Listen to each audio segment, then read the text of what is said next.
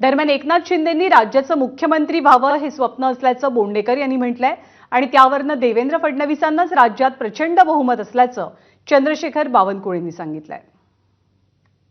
आमचे तर स्वप्नच आहेत की शिंदे साहेब मुख्यमंत्री बनायला पाहिजे।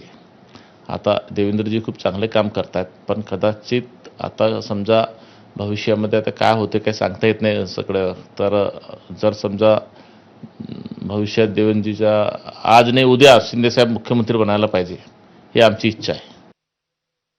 नरेंद्र भोंडेकरांनी आपल्या भावना व्यक्त केल्या असतील, भावना व्यक्त करायचे अधिकार आहे, पण आज तरी मला वाटतं राज्यामध्ये मुख्यमंत्री देवेंद्र फडणवीस यांना मॅन्डेट मिळाला आहे। मोदींच्या नेतृत्वामध्ये देवेंद्रजी आज मजबूत मुख्यमंत्री महाराष्ट्राचे आहे आणि आज राज्याच्या विकसित राज्याच्या भूमिकेला देवेंद्र फडणवीसजी हे अत्यंत महत्त्वाचे लोकनेते, अत्यंत सक्रिय मुख्यमंत्री आणि या राज्याला मजबूत असे मुख्यमंत्री आहेत। त्यामुळे आज तरी कुठल्या विषयावर चर्चा करून उपयोग नाही आहे।